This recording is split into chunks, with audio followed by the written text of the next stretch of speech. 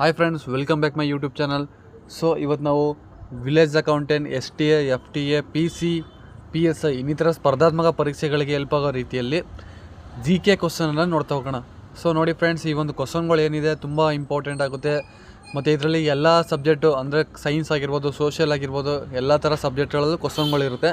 So ದಯವಿಟ್ಟು ಯಾರ್ಯಾರು ಗೊತ್ತಿಲ್ಲ ಅದು ನೀಟಾಗಿ ನೋಟ್ಸ್ ಮಾಡಿಕೊಂಡು ಎಕ್ಸಾಮಲ್ಲಿ ಓದ್ಕೊಂಡ್ರೆ ನಿಮ್ಗೆ ತುಂಬ ಹೆಲ್ಪ್ ಆಗುತ್ತೆ ಫ್ರೆಂಡ್ಸ್.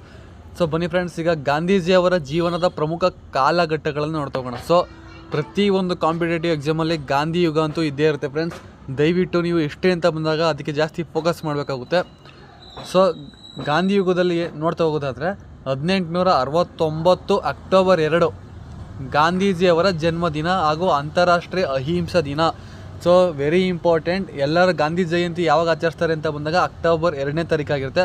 ಬಟ್ ಇನ್ನೊಂದು ವಿಷಯ ಗೊತ್ತಿರಲ್ಲ, ಅವತ್ತು ಅಹಿಂಸಾ ದಿನ ಅಂತ ಕೂಡ ಕರೀತಾ ಹೋಗ್ತಾರೆ. ಸೊ ಕಾಂಪಿಟೇಟಿವ್ ಎಕ್ಸಾಮಲ್ಲಿ ಎಷ್ಟೊಂದು ಸಲ ಕೇಳಿರೋದು ಉಂಟು. ಅಹಿಂಸಾ ದಿನ ಯಾವಾಗ ಅಂತ ಬಂದಾಗ ಅಕ್ಟೋಬರ್ 2. ಸೊ ಯಾವ ವರ್ಷ ಸ್ಟಾರ್ಟ್ ಆಯಿತು ಅಂದರೆ ಗಾಂಧಿ ಜನ್ಮದಿನ ಯಾವಾಗ ಅಂತ ಬಂದಾಗ 1869 ಆಗಿರುತ್ತೆ. ಸೊ ನೆಕ್ಸ್ಟು 1903 ಜೂನ್ 4ನೇ ತಾರೀಕು ಇಂಡಿಯನ್ ಒಪಿನಿಯನ್ ಪ್ರಕಟ ಅಂತಿದ್ವಿ.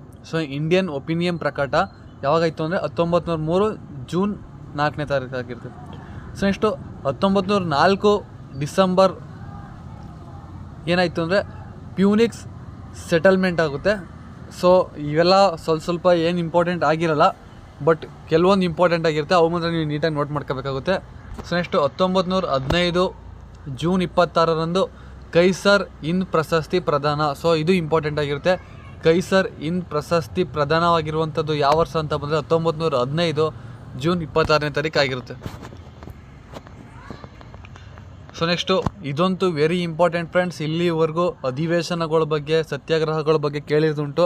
ಬೇಕಾದ್ರೆ ನೀವು ಲಾಸ್ಟು ಇವಾಗ ಏನು ಹೇಳಿದೆ ಅದು ಓದಿದ್ರೂ ಪರವಾಗಿಲ್ಲ, ಬಟ್ ಇಲ್ಲಿಂದ ನೀವು ಕರೆಕ್ಟಾಗಿ ನೋಡಿಕೊಂಡ್ರೆ ಎಕ್ಸಾಮ್ಗೆ ಕಂಪ್ಲೀಟಾಗಿ ಬಂದೇ ಬರುತ್ತೆ ಫ್ರೆಂಡ್ಸ್. ಇದು 100% ಗ್ಯಾರಂಟಿ ಅಂತ ಹೇಳ್ಬೋದು. ಸೊ 1917-18ರಲ್ಲಿ ಏನು ನಡೀತದೆ ಅಂತ ಬಂದಾಗ ಚಂಪಾರಣ್ಯ ಸತ್ಯಾಗ್ರಹ ಮತ್ತು ಖೇಡಾ ಸತ್ಯಾಗ್ರಹ. ಸೊ 1917ರಲ್ಲಿ ಚಂಪಾರಣ್ಯ ಸತ್ಯಾಗ್ರಹ ನಡೀತಾ ಹೋದರೆ 1918ರಲ್ಲಿ ಖೇಡಾ ಸತ್ಯಾಗ್ರಹ ನಡೀತಾ ಹೋಗುತ್ತೆ. ಸೊ ನೆಕ್ಸ್ಟು 1924 ಡಿಸೆಂಬರ್ 26ರಂದು ಬೆಳಗಾಂ ಕಾಂಗ್ರೆಸ್ ಅಧಿವೇಶನ. ಸೊ ಅದರಲ್ಲಿ ಯಾರು ಗಾಂಧೀಜಿಯವರು ಅಧ್ಯಕ್ಷತೆ ವಹಿಸ್ಕೊಂಡಿರ್ತಾರೆ. ಸೊ ನೆಕ್ಸ್ಟು 1930 ಮಾರ್ಚ್ 12ನೇ ತಾರೀಕು ದಂಡಿ ಸತ್ಯಾಗ್ರಹ ಆರಂಭ ಆಗುತ್ತೆ. ಸೊ ಯಾವಾಗಂತ ಬಂದರೆ ನೋಡಿ ಫ್ರೆಂಡ್ಸ್, ಇದಕ್ಕೆ ನೀವು ಡೇಟ್ಗಳು ಕೂಡ ನೆನ್ಪಿಟ್ಕೋಬೇಕಾಗುತ್ತೆ. ಇತ್ತೀಚೆಗೆ ಸೇಮ್ ಇಯರ್ ಕೊಟ್ಬಿಟ್ಟು ಮಂತ್ಗಳು ಚೇಂಜ್ ಮಾಡ್ತಾ ಇದ್ದಾನೆ ಆಪ್ಷನಲ್ಲಿ. ಸೊ ನೀವು ಮಂತ್ ಮತ್ತು ಡೇಟ್ ಕೂಡ ನೀಟಾಗಿ ನೋಡ್ಕೋಬೇಕಾಗುತ್ತೆ. ದಂಡಿ ಸತ್ಯಾಗ್ರಹ ಯಾವಾಗ ನಡೀತು ಅಂತ ಬಂದರೆ 1930 ಮಾರ್ಚ್ 12ನೇ ತಾರೀಕಾಗಿರುತ್ತೆ. ಸೊ ನೆಕ್ಸ್ಟು ಉಪ್ಪಿನ ಕಾನೂನು ಉಲ್ಲಂಘನೆ. ಸೊ ಉಪ್ಪಿನ ಸತ್ಯಾಗ್ರಹ ಅಂತ ಏನು ಹೇಳ್ತೀವಿ 1930 ಏಪ್ರಿಲ್ 6ನೇ ತಾರೀಕು ಆಗಿರುತ್ತೆ. ಸೊ ನೆಕ್ಸ್ಟು 1931 ಮಾರ್ಚ್ 5ನೇ ತಾರೀಕು ಗಾಂಧಿ ಇರ್ವಿನ್ ಒಪ್ಪಂದ. ಸೊ ಗಾಂಧಿ ಇರ್ವಿನ್ ಒಪ್ಪಂದ ಯಾವಾಗ ನಡೀತದೆ ಅಂತ ಬಂದರೆ 1931 ಮಾರ್ಚ್ 5ನೇ ತಾರೀಕಾಗಿರುತ್ತೆ. ಸೊ ಇವೆಲ್ಲ ಇಷ್ಟು ನೀವು ಓದಿರ್ತೀರ. ಗಾಂಧಿ ಇರ್ವಿನ್ ಒಪ್ಪಂದ ಏನಕ್ಕಾಗುತ್ತೆ, ದುಂಡು ಮೇಜಿನ ಸಮ್ಮೇಳನ ಸಮಯದಲ್ಲಿ ಇವೆರಡು ಆಗುತ್ತೆ. ಸೊ ಎಲ್ಲ ನೀವು ಓದಿರ್ತೀರ. ನೆಕ್ಸ್ಟ್ 1932 ಸೆಪ್ಟೆಂಬರ್ 24ರಂದು ಗಾಂಧೀಜಿ ಅಂಬೇಡ್ಕರ್ ಪೂನಾ ಒಪ್ಪಂದ. ಸೊ ಪೂನಾ ಒಪ್ಪಂದ ಯಾವಾಗ ನಡೀತದೆ ಅಂತ ಬಂದಾಗ 1932 ಸೆಪ್ಟೆಂಬರ್ 24ನೇ ತಾರೀಕು ಪೂನಾ ಒಪ್ಪಂದ ನಡೀತಾ ಹೋಗ್ತದೆ. ಯಾರ್ಯಾರ ನಡುವೆ ಅಂತ ಬಂದಾಗ ಗಾಂಧೀಜಿ ಮತ್ತು ಅಂಬೇಡ್ಕರ್. ಸೊ 3 ದುಂಡು ಮೇಜಿನ ಸಮ್ಮೇಳನಗಳನ್ನು ಒಳಗೊಂಡಿರುವಂಥ ಅಂದರೆ ಭಾಗವಹಿಸಿರುವಂಥ ಅಂಬೇಡ್ಕರ್ ಅವರಾಗಿರ್ತಾರೆ. ಸೊ ನೆಕ್ಸ್ಟ್ 1932 ಸೆಪ್ಟೆಂಬರ್ 30ನೇ ತಾರೀಕು ಹರಿಜನ ಸೇವಕ್ ಸಂಘ ಸ್ಥಾಪನೆ. ಸೊ ಹರಿಜನ ಸೇವಾ ಸಂಘ ಯಾವಾಗ ಸ್ಥಾಪನೆ ಇತ್ತು ಅಂತ ಬಂದಾಗ 1932 ಸೆಪ್ಟೆಂಬರ್ 30 ಆಗಿರುತ್ತೆ. ಸೊ ನೆಕ್ಸ್ಟು 1942 ಆಗಸ್ಟ್ 8ನೇ ತಾರೀಕು ಮಾಡು ಇಲ್ಲವೇ ಮಡಿ ಘೋಷಣೆ. ಸೊ ನಿಮ್ಮೆಲ್ಲರಿಗೂ 1942 ಅಂತ ಇಯರ್ ಗೊತ್ತಿರುತ್ತೆ, ಬಟ್ ಆಗಸ್ಟ್ 8ನೇ ತಾರೀಕಂತ ಗೊತ್ತಿರಲ್ಲ. ದಯವಿಟ್ಟು ಈ ಕಾಂಪಿಟೇಷನ್ ಎಕ್ಸಾಮ್ ಈಗ ಸ್ವಲ್ಪ ಟ್ರೆಂಡ್ ಚೇಂಜ್ ಆಗಿರೋದ್ರಿಂದ ಸ್ವಲ್ಪ ಡೆಪ್ತಾಗೆ ಕೇಳ್ತೇನೆ. ಅದರಿಂದ ನೀವು ಮಂತ್ ಮತ್ತು ಡೇಟ್ ಕೂಡ ನೆನ್ಪಿಟ್ಕೋಬೇಕಾಗುತ್ತೆ. ಮಾಡು ಇಲ್ಲವೇ ಮಡಿ ಅಂತ ಬಂದಾಗ ಆಗಸ್ಟ್ 8ನೇ ತಾರೀಕು ಅಂತ ಹೇಳ್ತೀವಿ. ಸೊ ನೆಕ್ಸ್ಟು 1948 ಜನವರಿ 30ರಂದು ಮರಣ ದಿನ. ಅಂದರೆ ಯಾರೋ ಗಾಂಧೀಜಿಯವರು ಮರಣ ಹೊಂತಾರೆ. ಸೊ ಅವತ್ತು ಹುತಾತ್ಮರ ದಿನ ಅಂತ ಹೇಳ್ತಾ ಹೋಗ್ತೀವಿ. ಯಾವಾಗಂದರೆ 1948 ಜನವರಿ 30. ಸೊ ಪ್ರತಿ ವರ್ಷ ಜನವರಿ 30 ಹುತಾತ್ಮರ ದಿನ ಅಂತ ಹೇಳ್ತೀವಿ. ಇದು ಗಾಂಧೀಜಿಯವರ ಸಮಾಧಿಯ ನವದೆಹಲಿಯ ರಾಜ್ಘಾಟ್ನಲ್ಲಿದೆ. ಸೊ ಗಾಂಧೀಜಿಯವರ ಸಮಾಧಿ ಎಲ್ಲಿದೆ ಅಂತ ಬಂದರೆ ದೆಹಲಿಯ ರಾಜ್ಘಾಟ್ನಲ್ಲಿದೆ. ಸೊ ನೆಕ್ಸ್ಟು ಇದು ವಿಜ್ಞಾನಕ್ಕೆ ಸಂಬಂಧಪಟ್ಟದಾಗಿರ್ತದೆ ಕ್ವಶನ್ ಇದು. ಶಕ್ತಿಯನ್ನು ಒಂದು ವಿಧದಿಂದ ಮತ್ತೊಂದು ವಿಧಕ್ಕೆ ಪರಿವರ್ತಿಸಿದಾಗ ದೊರೆಯುವಂತಹ ಸಾಧನಗಳು ಯಾವ್ಯಾವು ಅಂತ. ಸೊ ನೋಡಿ ಫ್ರೆಂಡ್ಸ್, ಈ ರೀತಿ ಏನು ಚಿತ್ರ ಮಾಡಿರೋದು ಅಂದರೆ, ದಯವಿಟ್ಟು ನೀವು ಕೂಡ ಒಂದು ಕ್ವಶನ್ ಪೇಪರ್ ಅನಾಲಿಸಿಸ್ ಮಾಡಬೇಕಾದ್ರೆ ಬರೀ ಆಪ್ಷನ್ ಮಾತ್ರ ಕರೆಕ್ಟಾಗಿ ತಿಳ್ಕೊಳ್ಳೋದಲ್ದಿರ ಈ ರೀತಿ ನೀವು ಕಂಪ್ಲೀಟಾಗೆ ಇನ್ಫಾರ್ಮೇಷನ್ ಕಲೆಕ್ಟ್ ಮಾಡಬೇಕಾಗುತ್ತೆ. ಸೊ ಈಗ ನಾವು ಗಾಂಧೀಜಿ ಬಗ್ಗೆ ಕೇಳಿದಾಗ ನಾವು ಏನು ಮಾಡಿದೋ, ಇಂಪಾರ್ಟೆಂಟ್ ಕಾನ್ಸೆಪ್ಟ್ ಏನೇನು ಕಂಟೆಂಟ್ಗಳಿದ್ದೋ ಅವೆಲ್ಲ ಹಾಕ್ಬಿಟ್ಟು. ಸೊ ಈಗ ಶಕ್ತಿ ಅಂತ ಬಂದಾಗ ಈಗ ಯಾವ್ಯಾವ ಶಕ್ತಿಯಿಂದ ಏನೇನು ಪರಿವರ್ತನೆ ಆಗ್ತದೆ ಅಂತ ಪ್ರತಿಯೊಂದು ತಿಳ್ಕೊಬೇಕಾಗುತ್ತೆ ಫ್ರೆಂಡ್ಸ್. ಒಂದು ಕ್ವಶನ್ ಕೇಳಿದ್ದಾನೆ ಅಂದರೆ ನಾವು 10 ಕಂಟೆಂಟ್ನ ರೆಡಿ ಮಾಡ್ಕೊಂಡಿರಬೇಕಾಗುತ್ತೆ, ಅವಾಗ ಮಾತ್ರ ಸಕ್ಸಸ್ ಕಾಣೋಕ್ಕೆ ಸಾಧ್ಯ ಆಗಿರ್ತದೆ. ಸೊ ಶಕ್ತಿಯನ್ನು ಒಂದು ವಿಧದಿಂದ ಮತ್ತೊಂದು ರೂಪಕ್ಕೆ ಪರಿವರ್ತಿಸಿದಾಗ ದೊರೆಯುವಂಥ ಸಾಧನಗಳು ಯಾವುದು ಅಂತ ಕೇಳಿದ್ದಾರೆ. ಸೊ ಈಗ ಪ್ರತಿಯೊಂದು ನೋಡ್ಕೊಬರ್ತಾ ಹೋಗೋಣ. ವಿದ್ಯುತ್ ಶಕ್ತಿಯನ್ನು ಶಾಖ ಶಕ್ತಿಯನ್ನಾಗಿ ಪರಿವರ್ತಿಸುವ ಸಾಧನ ಯಾವುದು ಅಂತ ಬಂದರೆ ಹೀಟರ್ ಆಗಿರ್ತದೆ. ಸೊ ನೆಕ್ಸ್ಟು ವಿದ್ಯುತ್ ಶಕ್ತಿಯನ್ನು ಬೆಳಕಿನ ಶಕ್ತಿಯಾಗಿ ಪರಿವರ್ತಿಸುವ ಸಾಧನ ಯಾವುದು ಅಂದರೆ ಬಲ್ಬ್ ಅಂತ ಹೇಳ್ತೀವಿ. ಸೊ ನೆಕ್ಸ್ಟು ಸೌರ ಶಕ್ತಿಯನ್ನು ವಿದ್ಯುತ್ ಶಕ್ತಿಯಾಗಿ ಪರಿವರ್ತಿಸುವ ಸಾಧನ ಯಾವುದು ಅಂದರೆ ಸೌರಕೋಶ ಅಂತ ಹೇಳ್ತೀವಿ. ಸೊ ಯಾಂತ್ರಿಕ ಶಕ್ತಿಯನ್ನು ವಿದ್ಯುತ್ ಶಕ್ತಿಯಾಗಿ ಪರಿವರ್ತಿಸುವ ಸಾಧನ ಯಾವುದು ಅಂದರೆ ಡೈನಮೋ. ಇದು ಎಷ್ಟೊಂದು ಸಲ ಕೇಳಿರೋದು ಕ್ವಶನ್. ಸೊ ನೆಕ್ಸ್ಟು ರಾಸಾಯನಿಕ ಶಕ್ತಿಯನ್ನು ವಿದ್ಯುತ್ ಶಕ್ತಿಯಾಗಿ ಪರಿವರ್ತಿಸುವ ಸಾಧನ ಯಾವುದು ಅಂತ ಬಂದರೆ ಎಲೆಕ್ಟ್ರಿಕ್ ಕೋಶ. ಸೊ ಎಲೆಕ್ಟ್ರಿಕ್ ಕೋಶ ಯಾವುದು ಅಂದರೆ ರಾಸಾಯನಿಕ ಶಕ್ತಿಯನ್ನು ವಿದ್ಯುತ್ ಶಕ್ತಿಯಾಗಿ ಪರಿವರ್ತಿಸುವ ಸಾಧನ ಆಗಿರುತ್ತದೆ. ಸೊ ನೆಕ್ಸ್ಟು ಶಬ್ದ ಶಕ್ತಿಯನ್ನು ವಿದ್ಯುತ್ ಶಕ್ತಿಯಾಗಿ ಪರಿವರ್ತಿಸುವ ಸಾಧನ ಯಾವುದು ಅಂತ ಬಂದರೆ ಮೈಕ್ರೋಫೋನ್ ಆಗಿರ್ತದೆ. ಸೊ ನೆಕ್ಸ್ಟು ರಾಸಾಯನಿಕ ಶಕ್ತಿಯನ್ನು ಬೆಳಕು ಹಾಗೂ ಶಾಖ ಶಕ್ತಿಯಾಗಿ ಪರಿವರ್ತಿಸುವ ಸಾಧನ ಯಾವುದು ಅಂತ ಬಂದರೆ ಮೇಣದ ಬತ್ತಿ ಅಂತ ಹೇಳ್ತೀವಿ. ಸೊ ಶಾಖ ಅಥವಾ ಉಷ್ಣ ಶಕ್ತಿಯನ್ನು ಯಾಂತ್ರಿಕ ಶಕ್ತಿಯನ್ನಾಗಿ ಪರಿವರ್ತಿಸುವ ಸಾಧನ ಅಂತ ನೋಡ್ತಾ ಹೋಗೋದಾದರೆ ಶಾಖಯಂತ್ರ ಅಂತ ಹೇಳ್ತೀವಿ. ಸೊ ರಾಸಾಯನಿಕ ಶಕ್ತಿಯನ್ನು ವಿದ್ಯುತ್ ಶಕ್ತಿಯಾಗಿ ಪರಿವರ್ತಿಸುವ ಸಾಧನ ಯಾವುದು ಅಂತ ಬಂದರೆ ಕಲ್ಲಿದ್ದಲು ಅಂತ ಹೇಳ್ತೀವಿ. ಸೊ ನೆಕ್ಸ್ಟ್ ಯಾಂತ್ರಿಕ ಶಕ್ತಿಯನ್ನು ಶಬ್ದ ಶಕ್ತಿಯನ್ನಾಗಿ ಪರಿವರ್ತಿಸುವ ಸಾಧನ ಅಂತ ಬಂದರೆ ಸಂಗೀತ ಸಾಧನಗಳು. ಸೊ ನೆಕ್ಸ್ಟ್ ನೋಡ್ತಾ ಹೋಗೋದಾದರೆ ದೇಶಗಳ ನಡುವೆ ನಡೆಯುವಂಥ ಪ್ರಮುಖ ಸಮರಾಭ್ಯಾಸ. ಸೊ ವೆರಿ ಇಂಪಾರ್ಟೆಂಟ್, ಸಮರಾಭ್ಯಾಸದ ಬಗ್ಗೆ ಕ್ವಶನ್ ಕೇಳ್ತಾ ಇರ್ತಾನೆ ಪ್ರತಿಯೊಂದು ಕಾಂಪಿಟೇಟಿವ್ ಎಕ್ಸಾಮಲ್ಲಿ. ಸೊ ನೋಡಿ ಫ್ರೆಂಡ್ಸ್, ನೀವು ಈ ಥರ ಕೇಳ್ತಾ ಇದ್ದಾರೆ ಅಂತ ಬಂದರೆ ಪ್ರಶ್ನೆಗಳು ನೀವು ಫುಲ್ ಎಲ್ಲ ಸಮರಾಭ್ಯಾಸಗಳನ್ನು ರೆಡಿ ಮಾಡ್ಕೋಬೇಕಾಗುತ್ತೆ. ಸೊ ಭಾರತ ಮತ್ತು ಫ್ರಾನ್ಸ್ ನಡುವೆ ನಡೆದಿರುವಂಥ ಸಮರಾಭ್ಯಾಸ ಯಾವುದಂದ್ರೆ ವರುಣ ಸಮರಾಭ್ಯಾಸ ಆಗಿರುತ್ತೆ. ಸೊ ಮತ್ತು ಭಾರತ ಮತ್ತು ರಷ್ಯಾ ಅಂತ ನೋಡ್ತಾ ಹೋಗೋದಾದರೆ ಇಂದ್ರ ಸಮರಾಭ್ಯಾಸ. ಭಾರತ ಮತ್ತು UK ಅಂತ ನೋಡ್ತಾ ಹೋಗೋದಾದರೆ ಕೊಂಕಣ್ ಸಮರಾಭ್ಯಾಸ. ಭಾರತ ಮತ್ತು ಅಮೆರಿಕ ಅಂತ ನೋಡ್ತಾ ಹೋಗೋದಾದರೆ ವಜ್ರ ಪ್ರಹಾರ ಸಮರಾಭ್ಯಾಸ. ನೆಕ್ಸ್ಟು ಭಾರತ ಮತ್ತು ಶ್ರೀಲಂಕಾ ಅಂತ ನೋಡ್ತಾ ಹೋಗೋದಾದರೆ ಮಿತ್ರಶಕ್ತಿ ಸಮರಾಭ್ಯಾಸ. ಭಾರತ ಮತ್ತು ಬಾಂಗ್ಲಾದೇಶ ಅಂತ ನೋಡ್ತಾ ಹೋಗೋದಾದರೆ ಸಂಪ್ರೀತಿ ಸಮರಾಭ್ಯಾಸ. ಭಾರತ ಮತ್ತು ಇಂಡೋನೇಷ್ಯಾ ಅಂತ ನೋಡ್ತಾ ಹೋಗೋದಾದರೆ ಸಮುದ್ರ ಶಕ್ತಿ ಸಮರಾಭ್ಯಾಸ. ಭಾರತ ಜಪಾನ್ ಮತ್ತು ಅಮೇರಿಕ. ಭಾರತ ಜಪಾನ್ ಮತ್ತು ಅಮೇರಿಕ ಸಮರಾಭ್ಯಾಸ ನೋಡ್ತಾ ಹೋಗೋದಾದರೆ ಮಲಬಾರ್ ಸಮರಾಭ್ಯಾಸ ಆಗಿರುತ್ತೆ. ಸೊ ಈಗ ವೇದಗಳ ಬಗ್ಗೆ ನೋಡ್ತಾ ಹೋಗೋದಾದರೆ 4 ವಿಶಿಷ್ಟ ವೇದಗಳಿದೆ. ಸೊ ದಯವಿಟ್ಟು ನೋಡಿ ಫ್ರೆಂಡ್ಸ್, ಇವೆಲ್ಲ ಏನು ಇನ್ಫಾರ್ಮೇಷನ್ ಹೇಳ್ತಾ ಇದ್ದೀನಿ ನೀವು ದಯವಿಟ್ಟು ಒಂದು ಕಡೆ ನೋಟ್ ಮಾಡಿ ಇಟ್ಕೊಂಡ್ರೆ ತುಂಬ ಇಂಪಾರ್ಟೆಂಟ್ ಆಗುತ್ತೆ. ಯಾಕೆಂದರೆ ಒನ್ಲೈನರ್ ನೀವು ಓದೋದ್ರಿಂದ ಇನ್ಫಾರ್ಮೇಷನ್ ಅಷ್ಟೊಂದು ಸಿಗೋಲ್ಲ. ಬಟ್ ಈ ಥರ ನೀವು ಪ್ರತಿಯೊಂದು ಓದಾಗ ಮಾತ್ರ ಕೆಲವೊಬ್ರು ಏನು ಮಾಡ್ತಾರೆ, ಕ್ವಶನಲ್ಲಿ ಏನು ಕೊಟ್ಟಿರ್ತಾನೆ ಓಲ್ಡ್ ಕ್ವಶನ್ ಪೇಪರ್ ಬರೀ ಒಂದು ಮಾತ್ರ. ಫಾರ್ ಎಕ್ಸಾಂಪಲ್ ಲಾಸ್ಟ್ ಇಯರಲ್ಲಿ ಭಾರತ ಮತ್ತು ಫ್ರಾನ್ಸ್ ಸಮರಾಭ್ಯಾಸ ಯಾವುದು ಅಂತ ಕೇಳಿದಾಗ ವರುಣ ಅಂತ ಅದೊಂದು ಮಾತ್ರ ಕ್ವಶನ್ ಇರ್ತದೆ. ಬಟ್ ಅವರು ಅದೊಂದಕ್ಕೆ ಮಾತ್ರ ನೋಡ್ಕೊಂಡಿರ್ತಾರೆ. ಬಟ್ ಈ ಥರ ನೀವು ಎಲ್ಲ ಸಮರಾಭ್ಯಾಸಗಳನ್ನು ಓದೋದ್ರಿಂದ ಎಕ್ಸಾಮ್ಗೆ ತುಂಬ ಹೆಲ್ಪ್ ಆಗುತ್ತೆ. ಅದಕ್ಕೆ ನೀವು ಇದನ್ನ ನೋಟ್ಸ್ ಮಾಡಿ ಇಟ್ಕೊಂಡ್ರೆ ತುಂಬ ಹೆಲ್ಪ್ ಆಗುತ್ತೆ ಅಂತ ಹೇಳ್ತಾ ನೆಕ್ಸ್ಟ್ ಕ್ವಶನ್ ನೋಡ್ತಾ ಹೋಗೋಣ. ಸೊ 4 ವೇದಗಳು ನೋಡ್ತಾ ಹೋಗೋಣ. ವಿಶಿಷ್ಟ ವೇದಗಳು ಏನು ವಿಶೇಷತೆ ಇದರಲ್ಲಿ ಅಂತ ನೋಡ್ತಾ ಹೋಗೋದಾದರೆ ಫಸ್ಟ್ ಒಂದು ಬಂದು ಋಗ್ವೇದ ಅಂತಿದೆ. ಅದರಲ್ಲಿ ಪ್ರಾಚೀನ ವೇದಕ್ಕೆ ಸಂಬಂಧಿಸಿದೆ. ಸೊ ಋಗ್ವೇದ ಅನ್ನೋದು ಪ್ರಾಚೀನ ವೇದ ಆಗಿರ್ತದೆ. ನೆಕ್ಸ್ಟು ಸಾಮವೇದ ಅಂತ ಬಂದಾಗ ಪ್ರಾರ್ಥನೆಗಳು, ಸಂಗೀತ, ರಾಗ ಮತ್ತು ಸಂಯೋಜನೆಗೆ ಸಂಬಂಧಿಸಿದೆ. ಸೊ ಇನ್ನೊಂದು ಕೇಳ್ತಾರೆ ಋಗ್ವೇದ ಅಂತ ಬಂದಾಗ ಗಾಯತ್ರಿ ಮಂತ್ರ ಅನ್ನೋದು ಇದಕ್ಕೆ ಸಂಬಂಧಪಟ್ಟಿರುವಂಥದ್ದು ಋಗ್ವೇದಗೆ. ಸೊ ನೆಕ್ಸ್ಟು ಯಜುರ್ವೇದ ಅಂತ ಬಂದಾಗ ಯಜ್ಞಗಳ ಆಚರಣೆಗೆ ಸಂಬಂಧಿಸಿದೆ.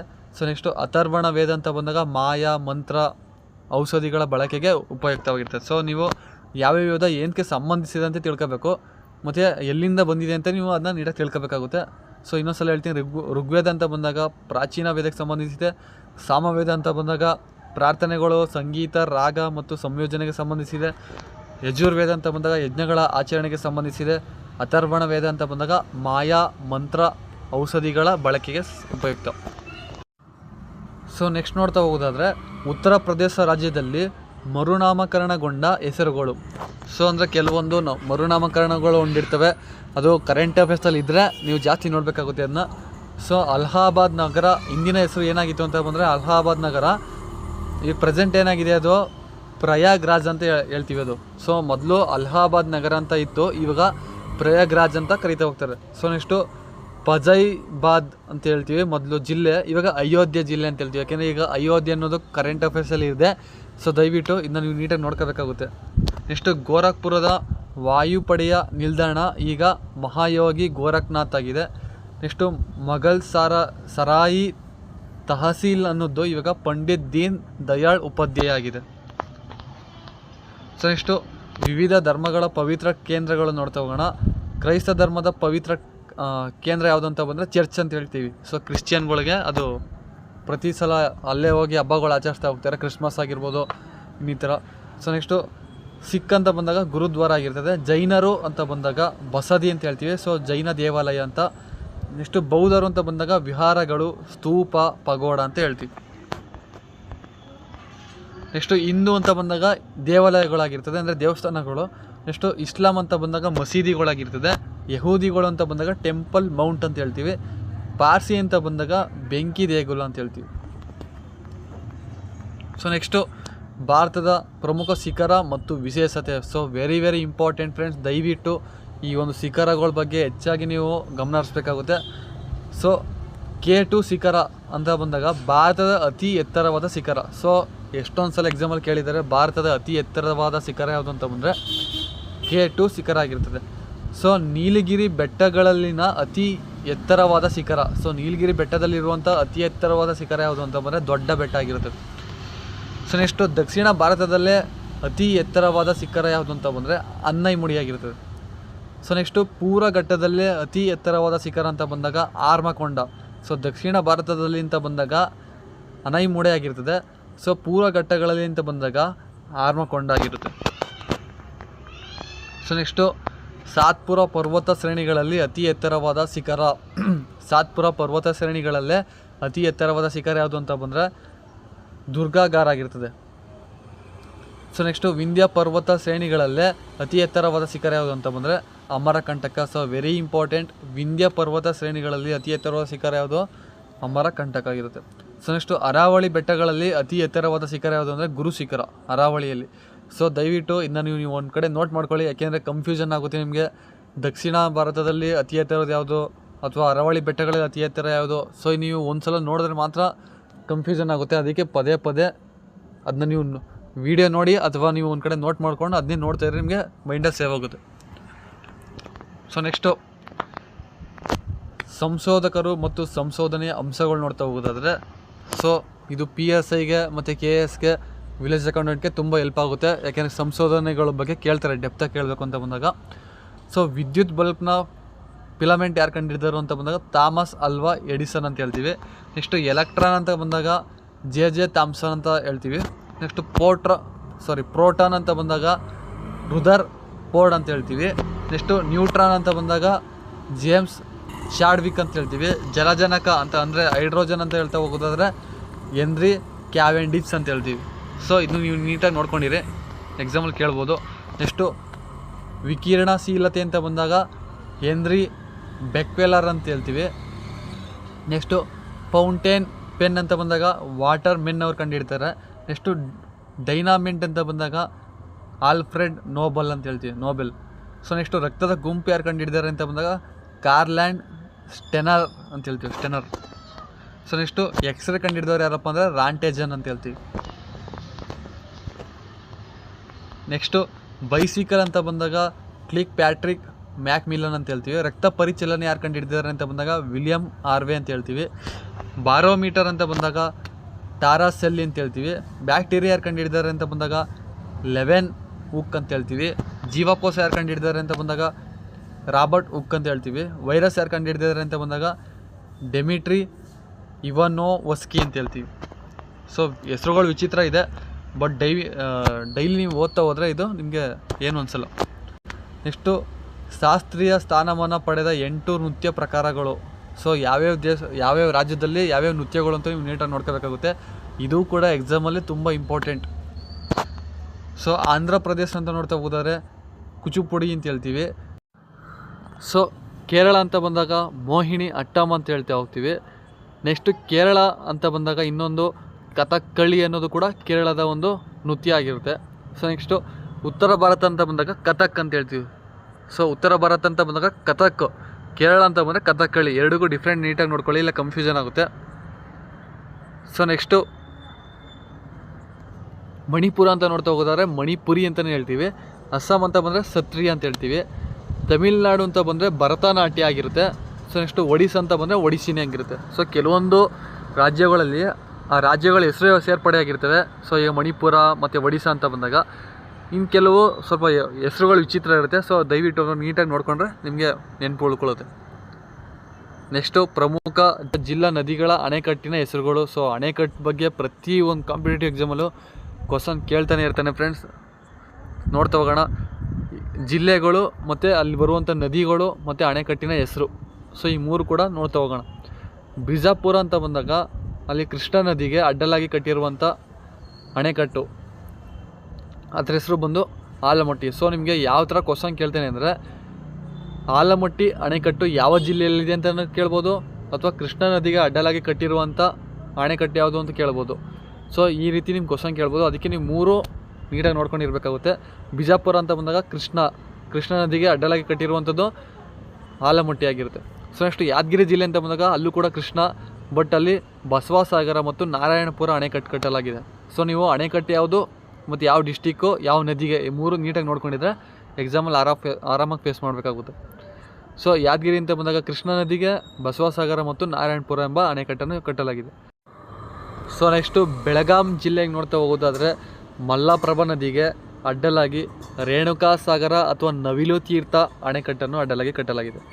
ಸೊ ಇದನ್ನ ನವಿಲು ತೀರ್ಥ ಅಂತಲೂ ಕೂಡ ಕರೀತಾರೆ, ರೇಣುಕಾ ಸಾಗರ ಅಂತಲೂ ಕೂಡ ಕರಿತಾ ಹೋಗ್ತಾರೆ. ಯಾವ ನದಿಗೆ ಅಂತ ಬಂದರೆ ಮಲ್ಲಪ್ರಭಾ. ಸೊ ನೆಕ್ಸ್ಟು ಚಿತ್ರದುರ್ಗ ಜಿಲ್ಲೆಯಲ್ಲಿ ನೋಡ್ತಾ ಹೋಗೋದಾದ್ರೆ ವೇದಾವತಿ ನದಿಗೆ ವಾಣಿ ವಿಲಾಸ ಅಣೆಕಟ್ಟನ್ನು ಅಡ್ಡಲಾಗಿ ಕಟ್ಟಲಾಗಿದೆ. ಸೊ ನೆಕ್ಸ್ಟು ಶಿವಮೊಗ್ಗ ಜಿಲ್ಲೆ ಅಂತ ನೋಡ್ತಾ ಹೋಗೋದಾದ್ರೆ ತುಂಗಾ ನದಿಗೆ ತುಂಗಾ ಮೇಲ್ದಂಡೆ ಅಂತ ಕಟ್ಟಲಾಗಿದೆ.